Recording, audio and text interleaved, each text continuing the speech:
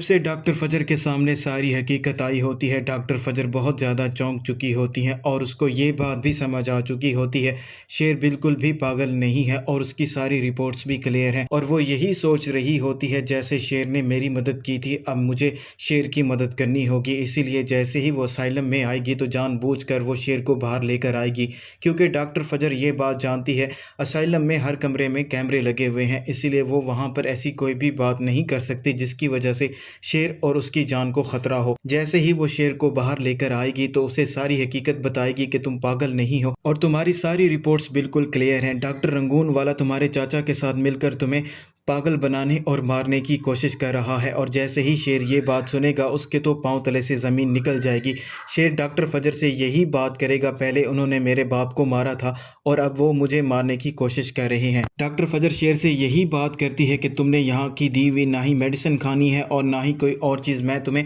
हर चीज़ ला कर दूंगी, अगर तुम यहाँ की दवाई खाते रहे तो तुम्हारा यही हाल होगा। तो शेर डॉक्टर फजर से कहता है कि मैं उनकी दी हुई कोई भी चीज़ नहीं खाऊंगा। और शेर डॉक्टर फजर से ये बात भी करता है कि एक एक करके मुझे मेरे सारे रिश्ते अकेला छोड़कर जा चुके हैं, अब देखना ये है कि तुम मेरा साथ कब छोड़कर जाती हो। तो डॉक्टर फजर शेर से यही बात करेगी, तुम्हें टेंशन लेने की ज़रूरत नहीं है, तुम मेरे मोहसिन हो और मैं हमेशा तुम्हारा साथ दूंगी और मैं तुम्हारा साथ कभी भी छोड़कर नहीं जाऊंगी। डॉक्टर फजर अपनी तरफ से पूरी कोशिश कर रही होती है शेर को किसी किस्म की वहाँ की कोई भी मेडिसिन ना खानी पड़े, इसीलिए वो खुद ही शेर को मेडिसिन देने के लिए आती है और शेर को इशारे से कह देती है कि तुमने खा ली है लेकिन तुमने ये मेडिसिन नहीं खानी। और शेर वैसा ही करता है जैसा डॉक्टर फजर ने उसे करने के लिए कहा होता है और शेर बार बार डॉक्टर फजर से यही बात कर रहा होता है कि तुम ही मुझे यहाँ से निकाल सकती हो, अगर तुमने मुझे यहाँ से नहीं निकाला तो ये लोग मेरी जान ले लेंगे। तो डॉक्टर फजर शेर को यकीन दहानी करवाती है और उसे यही बात करती है, तुम्हें टेंशन लेने की ज़रूरत नहीं है,